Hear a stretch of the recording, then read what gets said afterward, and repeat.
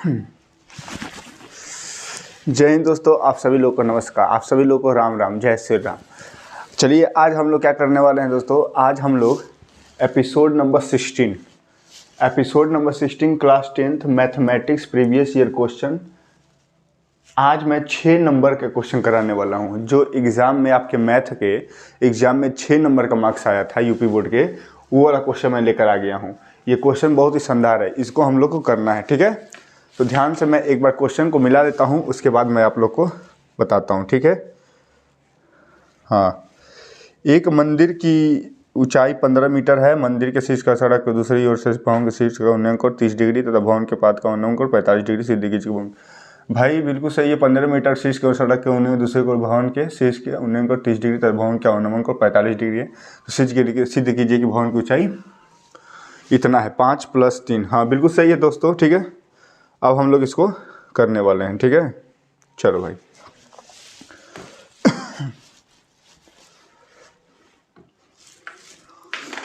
ठीक, चलो भाई क्वेश्चन को सॉल्व किया जाए। क्वेश्चन बहुत ही आसान है भाई, ध्यान से देखना। क्वेश्चन ये है, यहाँ पे लिखेंगे सॉल्यूशन,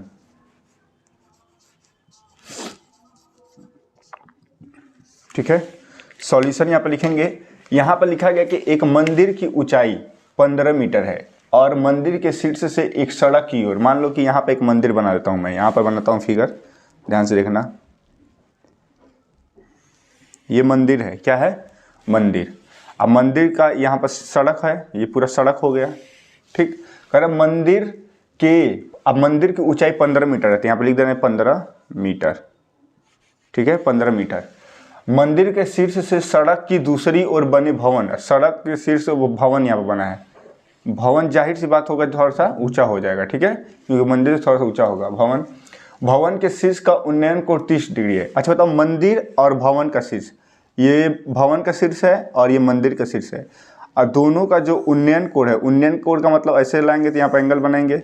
उन्नयन कोण कितना है, 30 डिग्री। एंगल ऑफ एलिवेशन, यहाँ पर दिया 30 डिग्री का, एंगल ऑफ एलिवेशन बोलते हैं। मैंने इसको जब पढ़ाया था तो मैं बताया भी हूँ कि एंगल ऑफ एलिवेशन का मतलब नीचे से ऊपर देखने को बोलते हैं। उन्नयन कोण कितना है दोस्तों, 30 डिग्री। तथा भवन के पाद का अवनमन कोण, अवनमन कोण का मतलब होगा दोस्तों 45 डिग्री है ये। अवनमन कोण का मतलब ये होगा कि एंगल ऑफ डिप्रेशन, ऊपर से नीचे, ठीक है।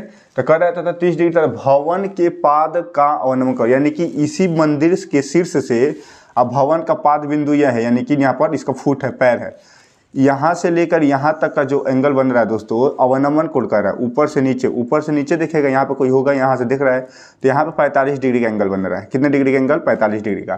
तो दोस्तों आप लोग को पता है कि ये दोनों लाइन एक दूसरे के क्या है, पैरेलल होंगे। तो 45 डिग्री है, अरे भाई ये दोनों पैरेलल नहीं होंगे, तो 45 डिग्री, तो ये भी कितना हो जाएगा, 45 डिग्री हो जाएगा। बहुत बेहतरीन।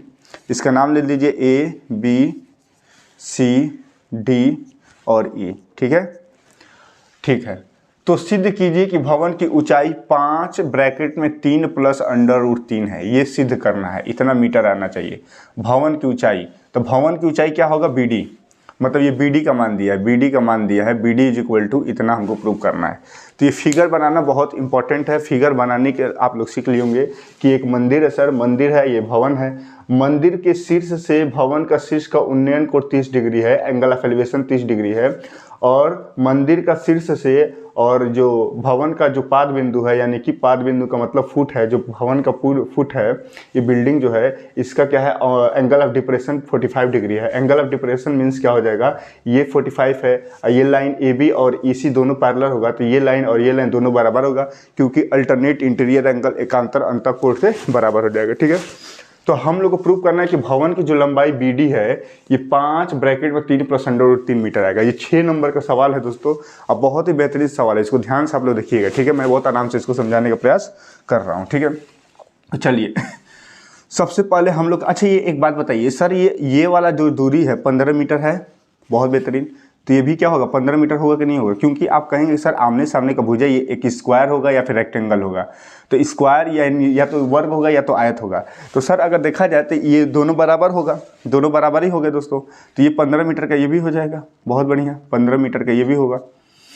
तो सर डीसी के बारे में हमको अभी कुछ पता नहीं है, डीसी के बारे में पता चल जाएगा, 15 मिनट जोड़ देंगे तो ये पूरा वीडियो है। तो डीसी हम लोग निकालेंगे तो यहाँ से हम निकालेंगे 30 डिग्री, तो ये क्या हो जाएगा दोस्तों, परपेंडिकुलर अपॉन में बेस हो जाएगा, ये परपेंडिकुलर अपॉन बेस इन लंब बटा आधार। बताइए कौन सा फार्मूला लगा दें, tan 30 डिग्री लगा देंगे। tan 30 डिग्री बराबर हो जाएगा डीसी अपॉन में ईसी। और यहाँ से आप देखेंगे कि सर ईसी जो बराबर होगा AB के बराबर होगा, ठीक है, क्योंकि आमने सामने के भुजा बराबर ही दिखाई दे रहा है, ठीक है। तो यहाँ पर मैं लिख देता हूँ EC is equal to AB, ये दोनों बराबर ही होंगे। और यहाँ पर देखिए EA बराबर हो जाएगा दोस्तों, EA बराबर किसके हो जाएगा, BC के, ठीक है, कोई दिक्कत वाली बात नहीं है। तो सर tan 30 डिग्री का वैल्यू 1/√3 होगा, बहुत बढ़िया। आइए DC is equal to EC, इसी का क्रॉस मल्टीप्लिकेशन करो तो EC बराबर कितना आ जाएगा मेरे प्यारे भाई, DC √3 आ जाएगा। ये पहला इक्वेशन आपके सामने यहाँ पर दिखेगा। हमारा जो लक्ष्य होगा DC निकालने का होगा, क्योंकि भवन की ऊंचाई निकालना है। भवन की ऊंचाई में BC, भवन की ऊंचाई BD है, BD में हम लोग BC निकाल चुके हैं, ठीक है, BC निकाल चुके हैं, बस DC निकालेंगे हमें काम हो जाएगा। तो DC का मान यहाँ से निकालना पड़ेगा। तो यहाँ से अगर हम लोग DC का मान यहाँ से निकालना चाहिए, चलो पहले ये हो गया ना। अब हम लोग लेते हैं tan 45 डिग्री का वैल्यू लेते हैं। 45 tan क्यों लेंगे सर, क्योंकि लंब है, ये आधार है, वही चीज़ होगा। तो tan 45 डिग्री का वैल्यू ले लेते हैं मेरे प्यारे भाई, tan 45 डिग्री। तो tan 45 डिग्री का वैल्यू अगर हम लोग लेंगे, tan 45 डिग्री का वैल्यू अगर हम लोग लेंगे तो क्या हो जाएगा बताइए, EA अपॉन में AB। तो EA अपॉन में AB होगा, लंब बटे में आधार यानी परपेंडिकुलर अपॉन बेस। तो 45 डिग्री का वैल्यू 1 होता है और EA अपॉन में क्या हो जाएगा, AB होगा। क्रॉस मल्टीप्लिकेशन दोस्तों करेंगे, यहाँ पर कुछ नहीं तो 1 है, तो क्या हो जाएगा, AB बराबर क्या हो जाएगा, EA हो जाएगा। बहुत बेहतरीन। अच्छा, अगर आप लोग ध्यान से देखेंगे तो इक्वेशन नंबर 2 हो गई, ये इक्वेशन नंबर 2, वो तो यहाँ पर ये भी बराबर हो गया, ठीक है। अब हमको ये देखना है कि इसी के जगह पर मैं क्या ले, हमको DC निकालना है मेरे प्यारे भाई, DC बराबर निकालना है। DC बराबर निकालना है तो DC बराबर क्या ले सकते हैं हम लोग, ठीक है। इक्वेशन नंबर फर्स्ट और इक्वेशन नंबर सेकेंड दोनों ही हमारा हो गया है, ठीक है। चलिए, तो AB के जगह पर हम लोग EC लिख सकते हैं कि नहीं, क्योंकि यहाँ पर दिखाई दे रहा है सर AB बराबर क्या है, EC है। AB बराबर क्या है दोस्तों, EC। AB बराबर EC है भाई, AB जो लाइन है और EC लाइन दोनों आपस में बराबर होगा। तो AB की जगह पर हम EC नहीं लिख देंगे, तो AB की जगह पर EC is equal to EA हो जाएगा। कोई दिक्कत भाई, इसके जगह पर मैं EC लिख दिया, EC is equal to EA। अब बताइए यहाँ पर देखिए, अब लिखिए from equation first and second से, from equation first and second से, फर्स्ट एंड सेकेंड। तो फर्स्ट एंड सेकेंड से देखेंगे समीकरण पहला और दूसरा से देखेंगे, sir left hand side EC है, इसका भी लेफ्ट हैंड साइड EC है, ये इक्वेशन नंबर इसको मान लीजिए, ये 2 मान लीजिए। अच्छा एक सेकेंड, इसको यहाँ पर ऐसे कर लीजिए, इक्वेशन नंबर 2 इसको बना लीजिए, ठीक है। सर EC लेफ्ट है, ये भी लेफ्ट है, राइट है। अच्छा बताइए, जब लेफ्ट हैंड साइड इक्वल है, दोनों इक्वेशन का जो लेफ्ट हैंड साइड इक्वल है तो राइट हैंड साइड भी ऑटोमेटिक इक्वल हो जाएगा, ठीक है। तो हम लोग क्या लिख देंगे, DC √3 is equal to EA। बिल्कुल बात सही है कि नहीं सही है भाई, बहुत बेहतरीन सर, ये लिख सकते हैं EA। और EA का मान कितना है दोस्तों, 15। EA का मान कितना है, 15 दिया, मंदिर की ऊंचाई 15 दिया था, तो इसका मतलब मैं क्या लिख दूंगा कि DC is equal to DC √3 बराबर हो जाएगा 15। तो DC का मान कितना आ जाएगा दोस्तों, 15 अपॉन √3, ये आ गया। अब भवन की ऊंचाई हमको पता करना है, तो भवन की ऊंचाई यहाँ पर मैं कर लेता हूँ। यहाँ पर देखिए भाई, भवन की ऊंचाई, तो भवन की ऊंचाई, तो भवन की ऊंचाई हमको क्या मानना पड़ेगा भाई, भवन की ऊंचाई क्या है, भवन की ऊंचाई B से लेकर D तक है। भवन की ऊंचाई क्या है दोस्तों, BD। तो BD कैसे मिलकर बनेगा, BD को हम लोग BC और CD, तो BC प्लस CD मानेंगे, BC प्लस CD बराबर हो जाएगा भवन की ऊंचाई। BC का वैल्यू तो हमको पता है सर 15 है, 15 रख दीजिए। और CD का वैल्यू कितना है दोस्तों, CD यानी DC या बोले चाहे CD बोले, तो यानी CD बोले चाहे DC बोले, बात है कि ये तो 15 √3 है, तो 15 √3 यहाँ पर लिख देंगे। कोई दिक्कत परेशानी, कोई दिक्कत परेशानी है कि नहीं बताइए। यहाँ तक आप लोगों को बात समझ में आ रहा है कि नहीं आ रहा है, बोलो। अब यहाँ से भाई हम लोग क्या करेंगे, यहाँ से एक काम हम लोग ये करेंगे, ध्यान से देखिए, यहाँ से काम हम लोग करेंगे दोस्तों, इसका मल्टीपल इसमें कर देंगे तो क्या हो जाएगा, 15 √3 प्लस 15 अपॉन में √3 होगा। अब 15 कॉमन निकाल लेंगे तो क्या बचेगा, ब्रैकेट में √3 प्लस 1 बचेगा मेरे पास है, और ये क्या हो जाएगा, √3 बच जाएगा। लेकिन हमको पता है कि सर जो डिनोमिनेटर है यानी हर में इरेशनल नंबर यानी कि अपरिमित संख्या नहीं होना चाहिए। तो हम लोग क्या कर देंगे, ऊपर नीचे गुणा कर देंगे √3 से, ठीक है भाई, कर दो। तो भाई यहाँ से अगर हम लोग बातचीत किया जाए तो इसका अगर हम लोग मल्टीपल करेंगे भाई यहाँ से कैसे होगा, ठीक है।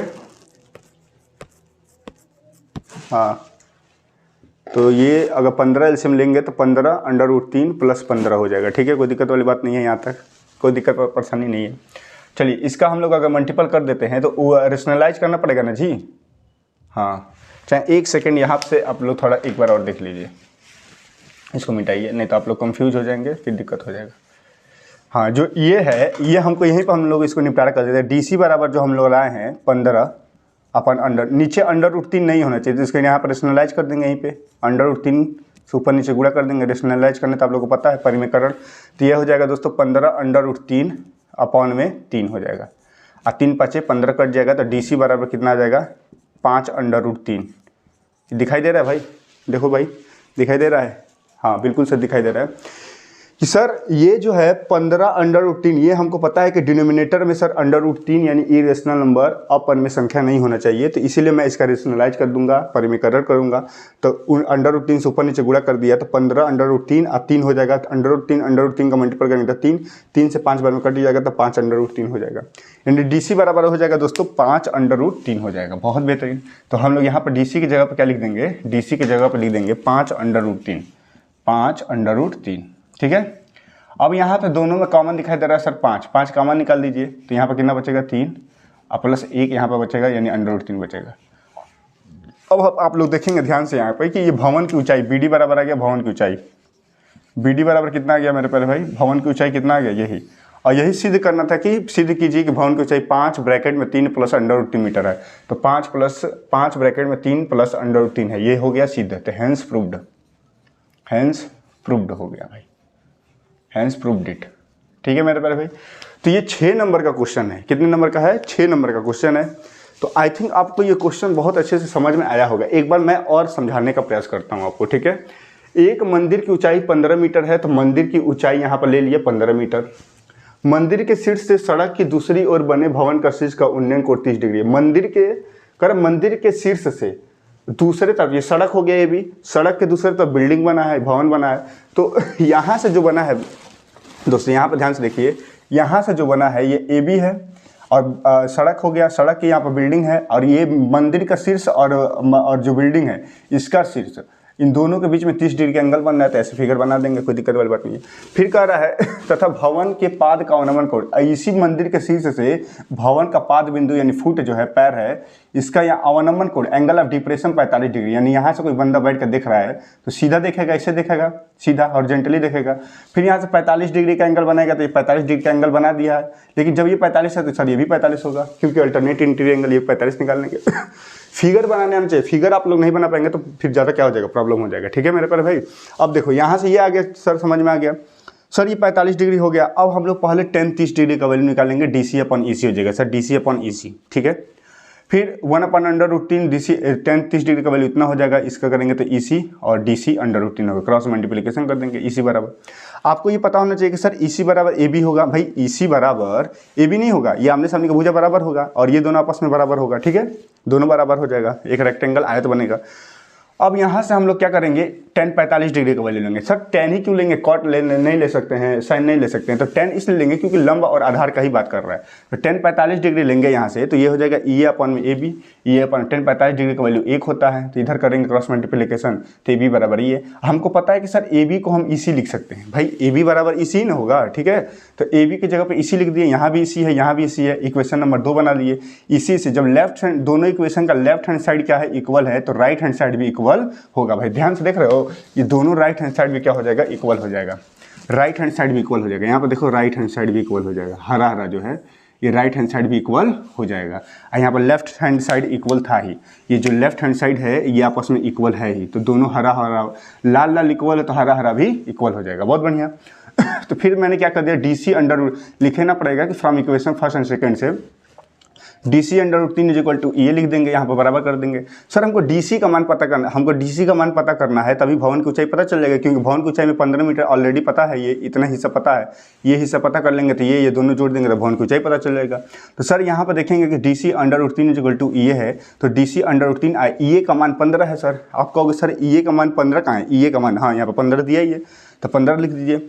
तो sir DC is equal to 15 अपन under root 3। Sir under root 3 denominator में नहीं होना चाहिए, तो डिनोमिनेटर में जब नहीं होता है दोस्तों तो क्या करते हैं, उसका परिमेय करते हैं। तो 15 अंडर रूट 3 को अंडर रूट 3 से क्या कर देंगे, मल्टीप्लाई कर देंगे ऊपर नीचे, ये 15 अंडर रूट 3 हो जाएगा, अंडर रूट 3 और अंडर रूट 3 का मल्टीपल करेंगे तो 3 से 5 करेंगे तो 5 अंडर रूट 3 आ जाएगा। ये कितना आ जाएगा, 5 अंडर रूट 3। बहुत सुंदर। तो भवन की ऊंचाई BD से मिलकर बनेगा, तो BC प्लस CD, BC का वैल्यू 15 है मेरे प्यारे भाई, CD का वैल्यू 5 अंडर रूट 3 यहाँ पर निकालें, CD बोलिए चाहे DC बोलिए। अब इन दोनों में से 5 कॉमन निकालेंगे तो यह आ जाएगा। अब भवन की ऊंचाई 5 ब्रैकेट में 3 प्लस अंडर रूट 3 ही प्रूव करना था। तो आई थिंक ये बहुत ही बेहतरीन सवाल है, 6 नंबर का क्वेश्चन है। ठीक है, मैंने आपको 2 बार समझाया और ध्यान से इसको समझ लीजिएगा, और इस क्वेश्चन को बिना समझे बिना करे मत जाइएगा, क्योंकि एग्जाम में फिर से पूछने वाला है। ठीक है, तो ठीक है भाई, आप लोग ध्यान से देख लीजिएगा। फिर मैं अगले वीडियो में एक और इसी टाइप का क्वेश्चन मैं कराऊंगा, जिससे आप लोगों का क्लियरिटी एकदम 100% हो जाएगा। ठीक है, तो आई थिंक आप लोगों को वीडियो अच्छा लगा हो तो मेरे चैनल पर सब्सक्राइब कर दीजिएगा। ठीक है, और लाइक कर दीजिएगा, शेयर कर दीजिएगा, कमेंट में लिख दीजिएगा। और आप लोग का क्या है, कल तो 26 जनवरी है और 26 जनवरी है, रिपब्लिक डे है। ठीक है, तो कल रिपब्लिक डे के उपलक्ष्य में हम लोग का क्लास होगा, बेहतरीन क्लास होगा। ठीक है, और हम लोग भी ऐसे ही टाइप के क्वेश्चन कुछ लेकर आएंगे और हाइट एंड डिस्टेंस का 6 नंबर का खात्मा करेंगे, सुपड़ा साफ कर दिया जाएगा। ठीक है, तो ऑल द बेस्ट, जय हिंद, जय हिंद, जय भारत। ठीक है, भारत माता की जय, जय श्री राम, भारत माता की जय। ठीक है, ऑल द बेस्ट।